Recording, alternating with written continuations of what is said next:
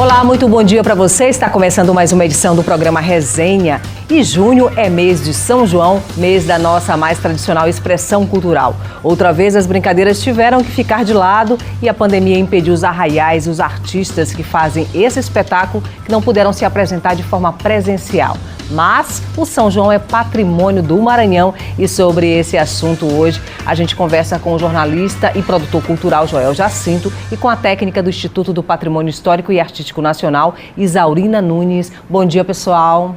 Bom dia, Cristina. Sejam bem-vindos ao Resenha e eu queria agradecer a presença de vocês e o convite aqui no Resenha. Com o maior prazer que a gente sempre está correspondendo aos convites. Os festejos juninos no Maranhão que mexem, né, tanto com a nossa alma, né, com o nosso sangue, né, e faz isso pulsar muito, algo muito visceral para a gente, né?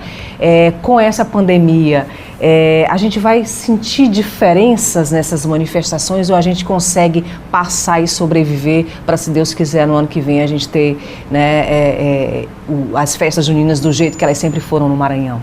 Lógico que há uma quebra, há uma grande hiato, que eu diria, porque você tem todo um ciclo, tal como no carnaval, você se prepara para os festejos juninos e as atrações, os fogueiros, as brincadeiras, elas todas têm todo um ritual. Por exemplo, uma época dessa, estava todo mundo ensaiando, né? Já praticamente, hoje, nem sai mais, que já também, de hoje já praticamente é dia 13, 12... Já eram as apresentações? Já era já de Santo Antônio, né? Beto de Santo Antônio já estaria na rua fazendo apresentações. E todo o ciclo de batizado, de apresentações, entendeu?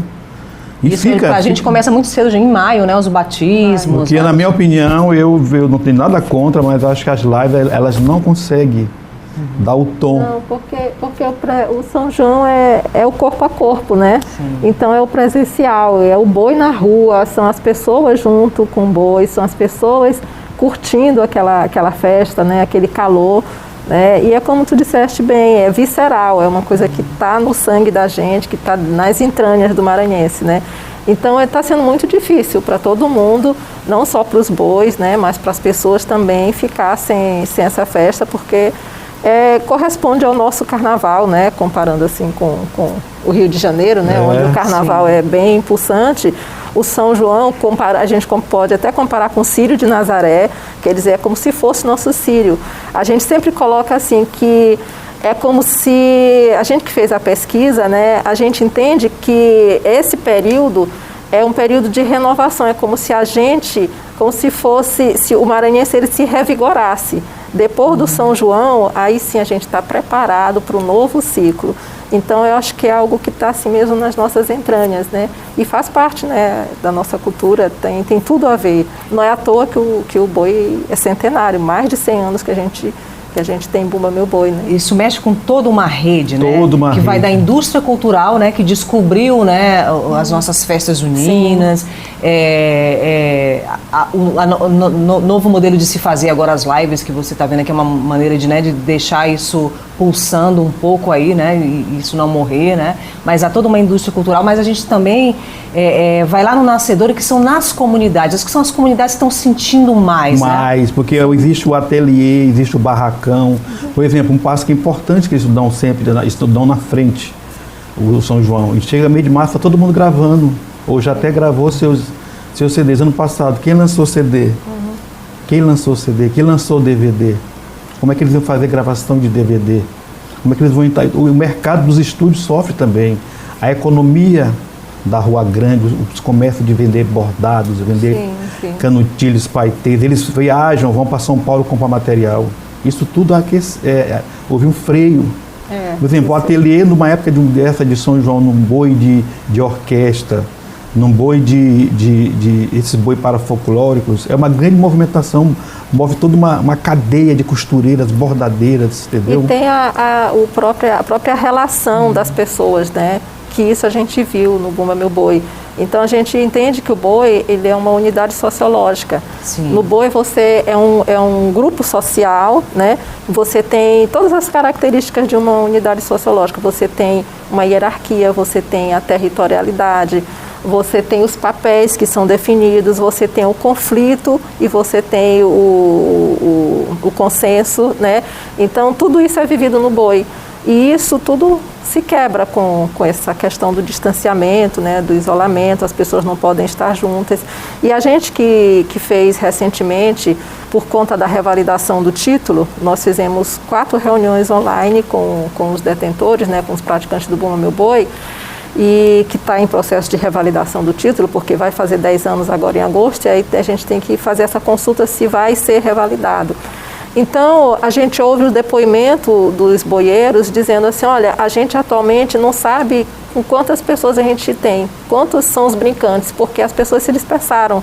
Sim. Quem são os nossos brincantes agora, né? Porque, 2 anos sem sair, né, houve uma dispersão. Fora as perdas, né, Rosalina? Exatamente, fora as perdas. Então, quer dizer, desestruturou realmente, né? Agora, a gente acredita, que foi a pergunta que tu fizeste lá no início, que o boi, ele resistiu esse tempo todo, ele se reinventou, né? Foi se reinventando. Um grande exemplo da reinvenção nesse período de crise sanitária foi a Romaria do Boi da Maioba.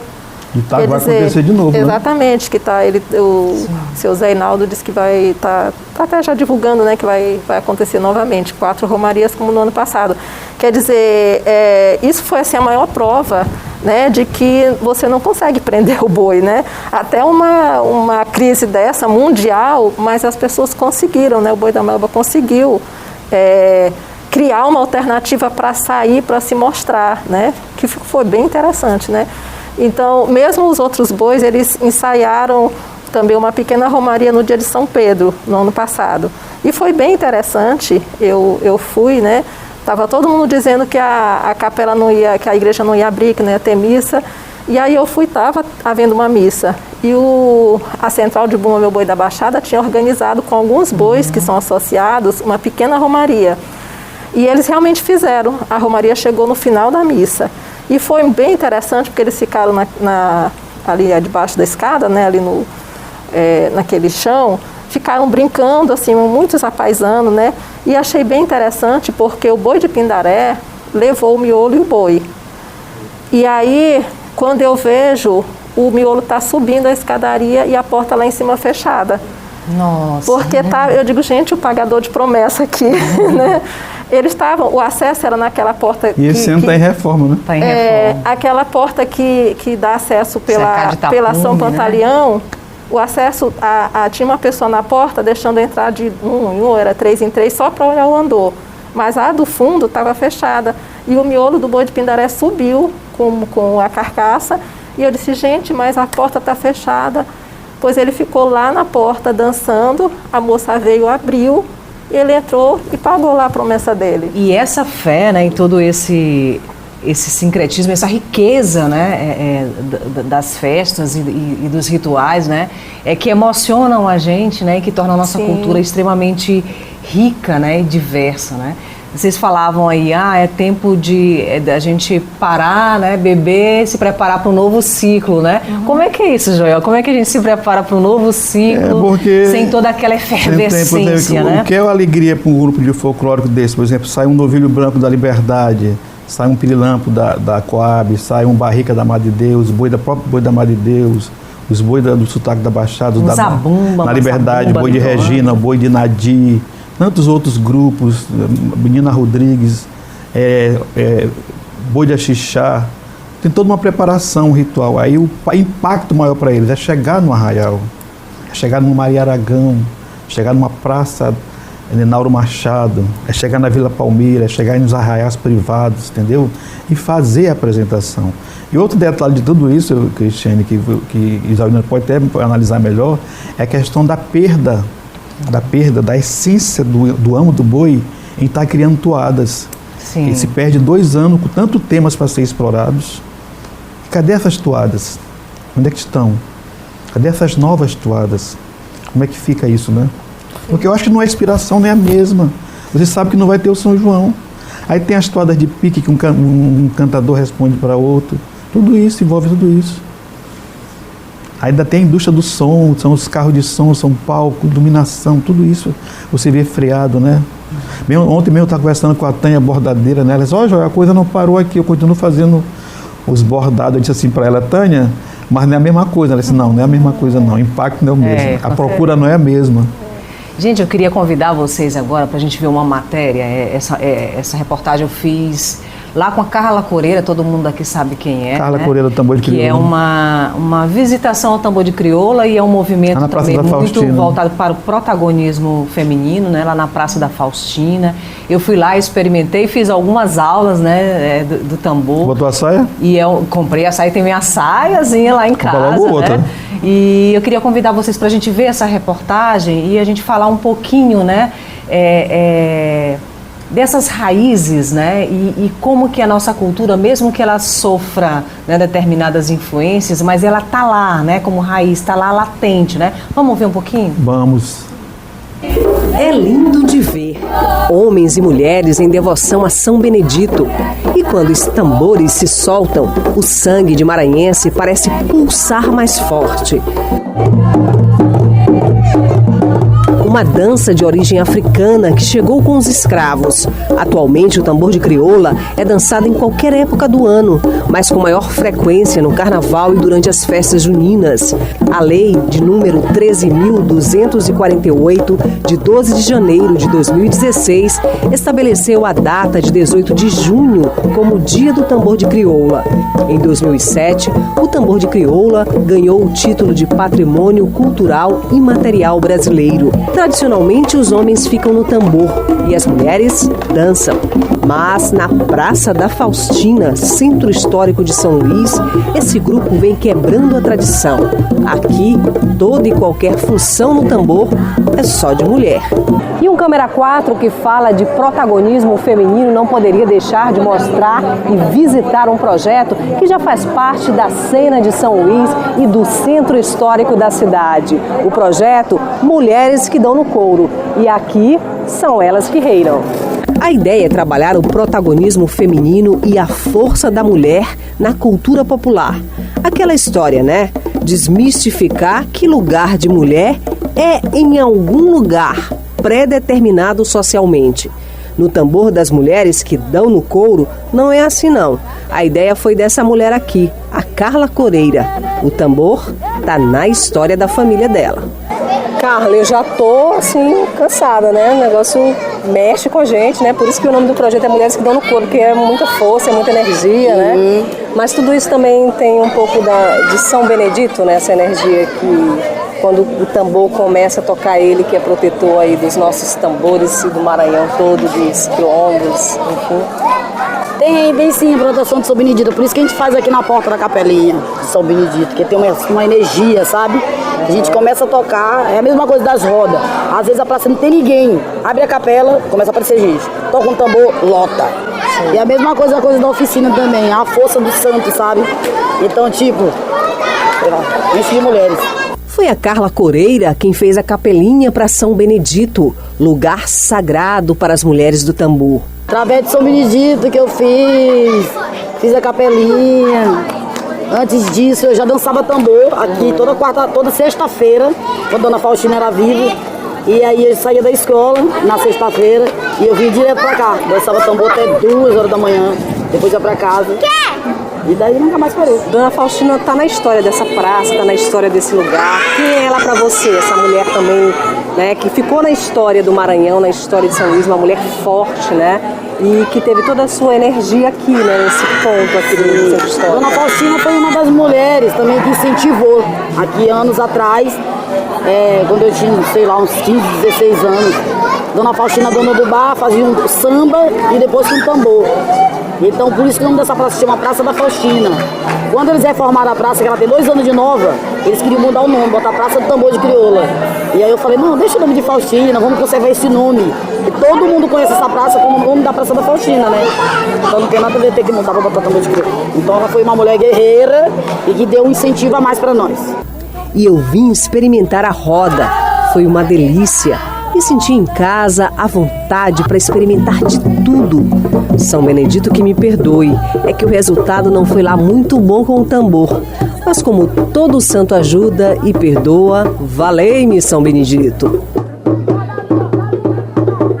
E Quem vem para a Roda das Mulheres sabe a importância de rodar a saia por aqui e tirar o tambor do silêncio. E a cada quarta-feira é um aprendizado diferente, porque vem turistas, às vezes, vem pessoas que não fazem parte do nosso dia a dia. Tem moços aqui mesmo de São Luís que vêm para conhecer, né, que também nunca dançaram, que nunca botaram uma saia, então é muito bacana porque tem o envolvimento, a emoção das pessoas, né, de estarem vestindo a saia, de aprenderem a tocar, de estar ali no meio do envolvimento do fogo. Toda a história que se tem nesse local, né, de como começou, todas as rodas e como elas se reúnem, essa coisa de só as mulheres no tambor também. Então essa força feminina, né, o sagrado feminino ali, você vê realmente esse poder das mulheres e a dança totalmente envolvente. Eu estou muito, muito, muito feliz. E o Mulheres que Dão no Couro me deu esse espaço, né, de conhecer essas mulheres, de conhecer o espaço cultural, de ver a acessibilidade que essas pessoas te dão para quando você quer participar, você quer conhecer, né? Primeiro dia que você está aqui, você não sabe fazer nada, mas você se sente acolhido, você se sente muito acolhida. É uma mulher que você nunca olhou do outro lado do tambor, mas quando você está dançando, você faz uma conexão que não tem como explicar. Cada lugar que você anda por essa cidade tem uma roda de tambor, tem uma festa do divino, tem um grupo de boi e tudo isso me conectou com a minha história, com a minha tradição, com os meus ancestrais, os meus bisavós, tataravós, que já não estão mais aqui. Eu me senti como se eu estivesse em casa, como se num lugar que eu nunca tinha morado aqui e eu me sentia em casa. Então, acho que o que me traz para cá é o sentimento de que eu estou em casa. E como a ideia aqui é dançar tambor, vamos lá, ocupar nosso lugar, entrar na roda, fazer o tambor troar e botar a saia para rodar.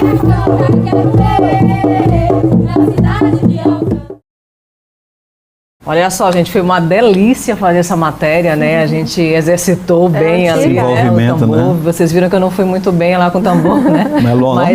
Mas foi muito bacana fazer e ver esse protagonismo feminino lá, né, acontecendo. E eu queria deixar essa pergunta aqui para vocês, para a gente responder depois do intervalo, porque mulher tem um papel definido lá no tambor de crioula, né? E culturalmente, né? O tambor lá é ofício dos homens, né? Então vamos responder um pouquinho, né? Dessa mudança aí no projeto Mulheres que Dão no Couro, como é que isso interfere, né, nessa questão da cultura popular. A gente volta já já. Olá, voltando com o programa Resenha, e aqui nos nossos estúdios a gente está com o produtor cultural Joel Jacinto e com a técnica do Instituto do Patrimônio Histórico e Artístico Nacional, Isaurina Nunes. Gente, a gente viu aí um pouquinho, né, do tambor, do projeto Mulheres que Dão no Couro, né, as mulheres lá exercendo seu protagonismo feminino, né, exercendo seu papel. É um momento também que eu senti lá um momento de catarse, né, feminina, né, onde a gente coloca ali toda a nossa luta, né, e o nosso empoderamento também, empoderamento feminino, e todas as questões que envolvem esse universo, né? Mas do ponto de vista da cultura, o tambor de crioula, ele tem, né, papéis muito bem definidos, né, como a gente falava antes de ir para o intervalo. Como é que vocês veem isso? Como é que vocês analisam o projeto? Vale nessas manifestações, vale essas incrementações dentro da cultura popular? Nós realizamos em 2019 reuniões com os detentores, com os praticantes do tambor de crioula, né, com os donos de tambor, que era justamente para tratar da revalidação que teria sido em 2017 por conta dos 10 anos, mas houve um atraso nos processos no IFAM, e aí foi realizado em 2019. E essa questão apareceu, né? Então eu vou falar aqui pela voz deles, né? Certo. Apareceu essa questão do tambor tocado por mulheres. Houve alguns depoimentos nessas reuniões de que isso já acontecia no interior e que não seria bem uma novidade, né? Assim, não de uma forma muito incisiva, mas já teriam registros. A gente do IFAM não chegou a pesquisar o tambor no interior dos municípios. Certo. Mas, para além dessa questão do gênero, que sempre é colocada, né? As mulheres, os homens tocam, por que as mulheres não podem tocar, né?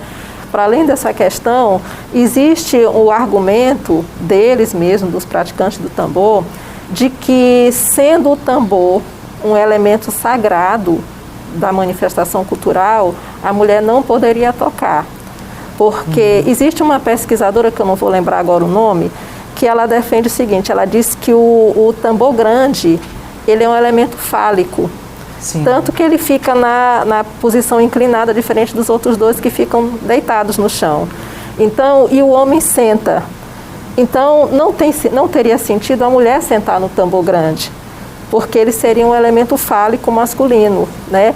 Então, daí eles têm uma justificativa, no caso, a pesquisadora que fez essa pesquisa, né? Que eu infelizmente não lembro o nome dela agora, então ela coloca esse argumento, né? Então, mas ela não, na época eu tenho a impressão que não existia ainda essa questão, não estava pautada a questão do empoderamento da mulher no tambor de crioula, né? Ela só faz uma análise dos instrumentos e da relação, né, do coreiro com o instrumento, enfim. E aí, mas isso aí a gente fazendo essa conexão e realmente fica meio assim distoante. A mulher sentar no tambor grande, né, sendo ele um elemento fálico masculino, né? Então foi muito colocado isso, né, que para além dessa questão dos papéis masculino e feminino, então uma questão mais do sagrado, entendeu? Porque tanto que eles colocam o seguinte, que quando a coreira ela sai da roda, ela vai saudar primeiro o tambor grande, que é como se tivesse uma conexão da mulher com o masculino. Então tem toda assim uma explicação, né, científica de pesquisadores, no caso dessa pesquisadora, para essa questão, né, do homem tocar o tambor. Bom, então vamos falar de Bumba Meu Boi, né? Não, outra questão também, Cristiane, sobre isso, a questão do tambor de crioula, Isaurina tem esses dados, do Maranhão todo, o domínio é masculino, né? Masculino, exatamente. O comando é masculino, né? Tive a oportunidade de ver seu Vanderlei, né, tocando tambor de crioula no interior de Alcântara, né, lá em Tamatati. E aqui em São Luís, o domínio, geralmente o tambor de crioula tá dentro da sede do boi, né? E quando não mas está sob o domínio masculino, né? Tem o papel do homem como coreiro, né? Agora a gente sabe também, porque como eu falei, o IFAM não fez pesquisa nos municípios, mas que existe tambor punga de homens, que são tambores que os homens é que dançam, né? A gente infelizmente não estendeu a pesquisa, que por sinal foi uma indicação dessas reuniões do processo de revalidação do título, que a gente ampliasse essa pesquisa para conhecer melhor essas manifestações nos municípios. O Bumba Meu Boi vai fazer 10 anos agora, né? Que é patrimônio imaterial, né? E aí precisa de uma revalidação, não é isso? Do título. Explica pra gente, Isaurina, como é que é isso, né? Por que tem que ser feita essa revalidação? Se há um medo, não há um medo. Isso tem a ver com esses novos elementos que podem advir aí com a indústria cultural, novos elementos que todos os anos chegam, né, e que se aproximam aí, que a gente vai vendo pequenas, né, transformações que a gente sabe que vão acontecer, né, de tempo em tempo, né? A ideia da revalidação, na verdade, ela tá no próprio processo do registro, né? Então, o bem ele é registrado, tem todo um procedimento, né, todo um protocolo que a gente realiza para chegar a esse registro. E, de acordo com o decreto que instituiu o registro dos bens de natureza imaterial, que é o 3.551 do ano 2000, esse registro, esse título, ele tem uma validade de 10 anos. E por que 10 anos? Porque, diferentemente do bem de natureza material, o bem de natureza imaterial, ele é feito por pessoas. Então, ele faz parte do processo social e a sociedade muda, né? A cultura é uma dimensão do processo social e vai mudar também. Então, é partindo desse pressuposto que o bem vai mudar, ele vai se alterar, ele vai se transformar. E se estabeleceu esse marco temporal, né, de 10 anos. E então, quando completa 10 anos da titulação do Patrimônio Cultural do Brasil, o IFAM retorna aos praticantes, né, ao bem cultural, cultural, para, primeiro, questionar se há interesse em que esse título seja revalidado por mais 10 anos, né? Segundo, para avaliar o bem. Uma vez que há interesse, então vamos entender o que aconteceu de mudança, porque, como eu falei, já se sabe que vai acontecer, que essas mudanças, né, elas acontecem. O que aconteceu? Esse bem se descaracterizou, ele se transformou. Está havendo perdas? Exatamente. Não, perdas que eu falo, mas licença aí, que eu digo em termos de sotaque. Sim. Qual o sotaque que mais cresce dentro dessa área de vocês? É a orquestra, é zabumba? Ou se algo novo nasce, aí é possível. Exatamente. Né? O que desapareceu, o que surgiu de novo. Nós acabamos de fazer essas reuniões, nós fizemos 4 reuniões, infelizmente não foram presenciais, né? A gente fez reuniões virtuais e realmente a gente analisou, a gente perguntou e algumas, não é que nesse período de 10 anos, vamos dizer, o boi foi registrado em 2011, desde 2011 até hoje começaram essas mudanças. Não, as mudanças elas já vinham acontecendo, elas foram se acentuando, isso é que a gente percebe, porque não existe isso, né, de vai começar hoje e vai, né. Então, elas foram se acentuando, né? E a gente, foram puxadas várias questões. Uma das questões, assim, que a gente pode destacar a gente sabe do boi de orquestra, todo mundo fala que é o boi que mais se transforma, né? Assim, de uma forma mais rápida, né? Principalmente os daqui de São Luís.